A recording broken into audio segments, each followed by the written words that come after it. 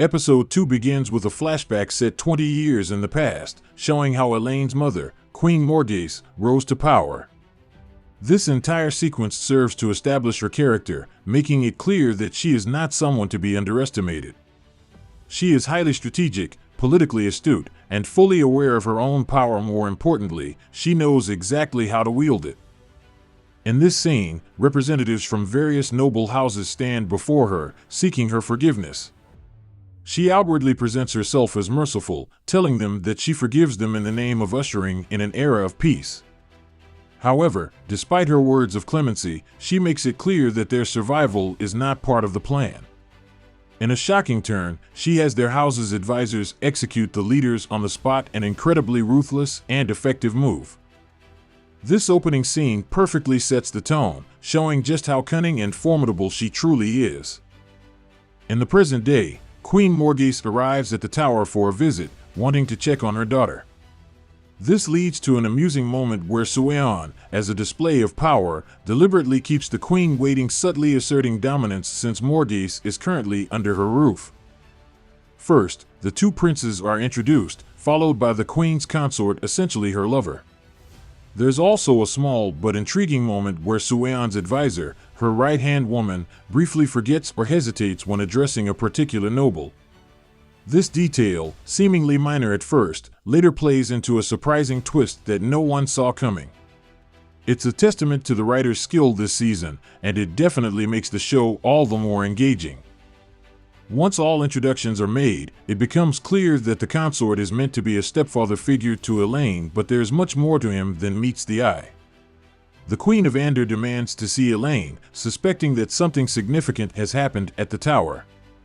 However, the Aes Sedai are keeping details under wraps. She insists, "I want to see my daughter. Where is she? I need to know that she's safe." Meanwhile, Perrin and her group use one of the gates to return to the Two Rivers. Upon arrival, they realize that two others have passed through before them. Elaine, in turn, reunites with her brothers and stepfather, expressing genuine joy at seeing them. However, her happiness is short-lived when they inform her of their true purpose. They have come to take her back to Ander, where she must fulfill her duty to the throne. Elsewhere, the healers attempt to help Mat, but healing the mind is far more delicate, perhaps even impossible. They tell Nynaeve that whatever is plaguing Mat is something he must overcome on his own. Back at the tower, Sueon, also known as the Merlin Seat, meets with Queen Morgase. She reassures her that, despite the troubling events at the tower, Elaine is completely safe.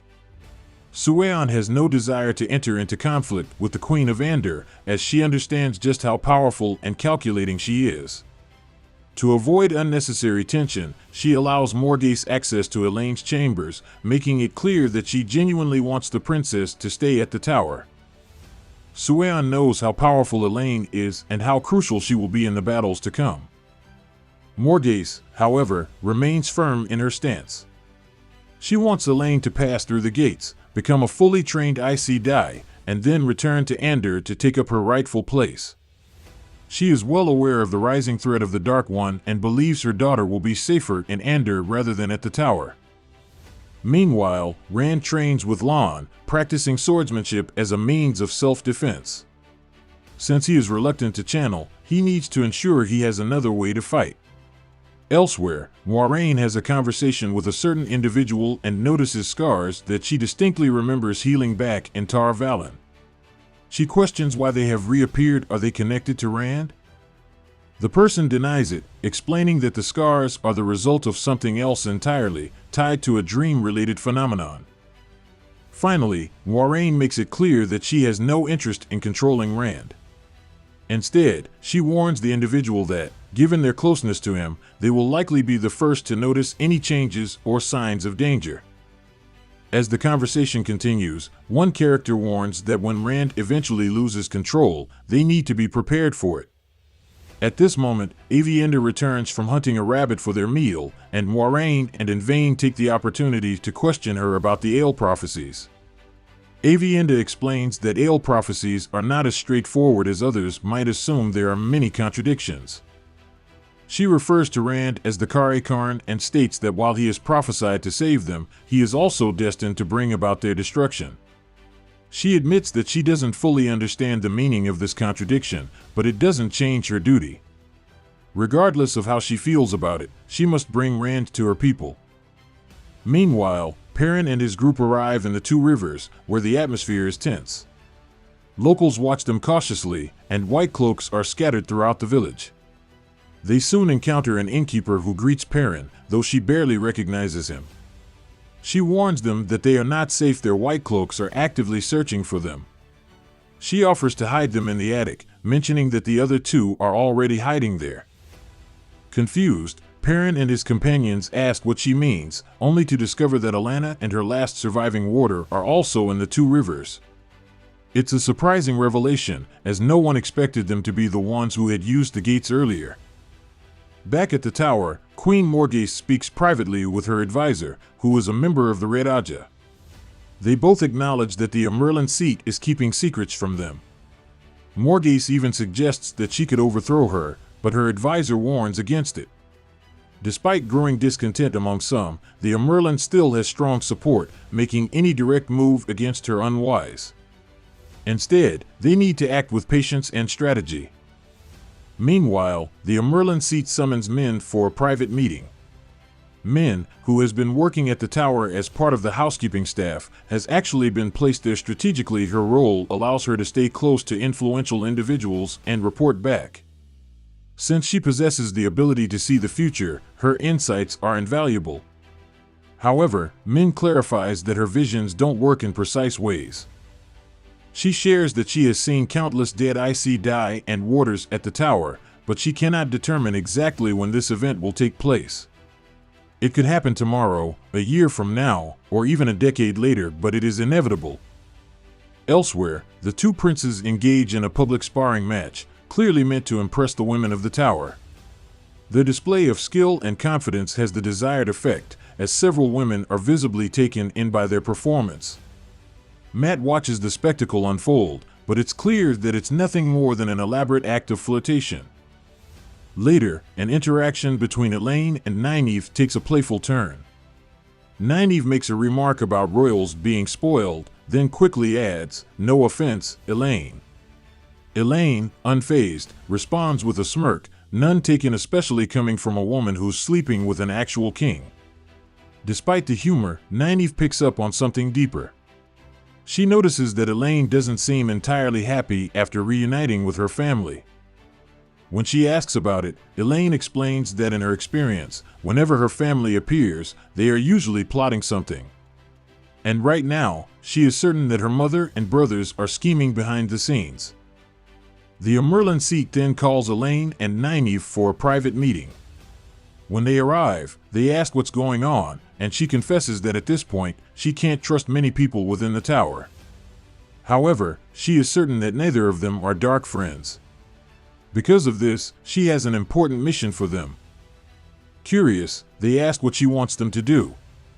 The Amyrlin seat tasks them with hunting down Liandrin. Since they cannot remain in the tower indefinitely, their mission will take them beyond its walls. She is confident that both Elaine and Nynaeve possess enough raw power to defeat Liandrin. Furthermore, she points out that during the confrontation in the throne room, Liandrin had the opportunity to kill Nynaeve, but she didn't. This suggests that there is some kind of connection or weakness that they can exploit. Their goal is to get close to Liandrin and take her down. After leaving the meeting, Elaine and Nynaeve discuss whether they can even trust the Amyrlin seat at this point. Nynaeve is certain about one thing: they can only truly trust each other. They agree to carry out the mission and put an end to Liandrin. However, Elaine then drops a bombshell: she cannot go through with it because she will be returning home to Ander, as per her mother's wishes. Nynaeve is visibly disappointed. She expected more from Elaine and now feels like she cannot trust her either. With frustration evident on her face, she walks away without another word. The innkeeper takes a moment to explain to Perrin exactly why the White Cloaks are after him. It all stems from the fact that he killed one of their generals. On top of that, many people believe that Perrin is a dark friend due to his unusual golden eyes, which only adds to their suspicion. Additionally, the White Cloaks have been the ones keeping the Trollocs away. Understanding the danger his presence brings to the village, Perrin makes a difficult decision. He realizes that if he turns himself in, the White Cloaks will stop harassing the villagers. With that in mind, he declares, "I have to hand myself over. That's the only way to keep them from bothering you all anymore." Meanwhile, we cut to Rand's group, where we get a glimpse of both Rand's dreams and Egwene's nightmares. In Rand's dream, Selene is doing everything she can to keep him emotionally attached to her, trying to make him stay in love with her. But Rand resists, insisting that he can't continue loving her, that his priorities have changed. As the dream sequence unfolds, we learn that it's actually Selene who has been manipulating Egwene's dreams all along. While she spends time romancing Rand in the dream world, she has also been terrorizing Egwene, using her trauma to torment her. At this point, it seems obvious that Rand should have realized the connection when Egwene mentioned her nightmares, but of course, the show needs its drama. In an attempt to escape her terrifying dream, Egwene finds herself in a vast desert landscape where she encounters an old woman. The woman looks at her and simply states, "You do not belong here." Elsewhere, Min pays a visit to Mat, attempting to apologize for what she did trying to sell him out to one of the Dark One's followers. But Mat isn't in a forgiving mood. He wants nothing to do with her right now. Elaine, meanwhile, goes to meet her mother but finds that she isn't in her chambers. Instead, she ends up sharing a conversation with her stepfather. He tells Elaine that while her mother does want her back in the kingdom for her own safety, there's more to it than that. The kingdom is experiencing significant political turmoil, and having a daughter who is both royalty and trained as an Aes Sedai would strengthen the queen's position considerably. We then get a humorous little moment between the Merlin seat and Mat. She brings up the topic of the Horn of Valere, teasing Mat about his role in blowing it. Mat, caught off guard, awkwardly admits, "Yeah, that was me." The Merlin seat then reminds him of the true nature of the horn. It can summon great heroes from the past to aid in battle, but once the current wielder dies, someone else can claim it. Mat is visibly shocked by this revelation. The Merlin seat then casually asks if he has been boasting about it or allowing people to sketch his likeness. Of course, we know Mat has been doing exactly that, but he quickly denies it, claiming, No, I would never." Amused, the Merlin seat decides that it would be best if the horn remained in her safekeeping, and Mat has no choice but to agree. Later, Elaine finally has her long-awaited conversation with her mother. She expresses her feelings, explaining that she cannot keep living in her mother's shadow. "Your shoes are too big for me to fill," she admits. Elaine emphasizes that while her heart and future will always be tied to Andor, she isn't ready to return just yet. She wants to finish her training as an Aes Sedai first. The queen listens to her daughter's words and, though reluctant, acknowledges her wisdom. "You have grown wise, my little daughter," she says. Meanwhile, Moiraine grows frustrated with Rand, questioning why he is spending time training with Lan instead of honing his abilities with the One Power. Rand explains that he trains with Lan because Lan actually listens to him. He then tries to make Moiraine understand the internal struggle he faces, the temptation and danger of the One Power. He describes it as a sweetness that fills his being, but beneath that sweetness, there's a poisonous bitterness that he can't ignore. Yet, despite knowing the risk, he still craves it. Moiraine tells him that this is something only he can figure out. He must continue using the One Power to learn the difference between the sweetness and the bitterness to truly understand what he is dealing with. As Queen Morgase prepares to leave, she issues a final warning. She may be returning to her kingdom, but Elaine is staying behind. She makes it clear that if anything happens to her daughter, she will return with the full force of her army. And then we will see what happens when Andor's army faces off against the Aes Sedai. However, before departing, she makes one last move. She leaves behind a trusted advisor to remain in the tower. It's a strategic decision, as she is essentially planting a spy in enemy territory to keep watch and potentially manipulate events from within. Finally, Rand's group nears the Ale homeland. Aviendha suddenly becomes alert, sensing something is wrong. Who told them? she demands. The others are confused who told what. Before they can process what she means, they are ambushed by a group of Ale warriors. An elderly woman steps forward, and Rand immediately recognizes her. It's the same old woman that Egwene saw in her dreams. And with that, the episode comes to a close. Let me know your thoughts in the comments below. Until next time, stay happy, stay blessed, and I'll see you all later. Bye.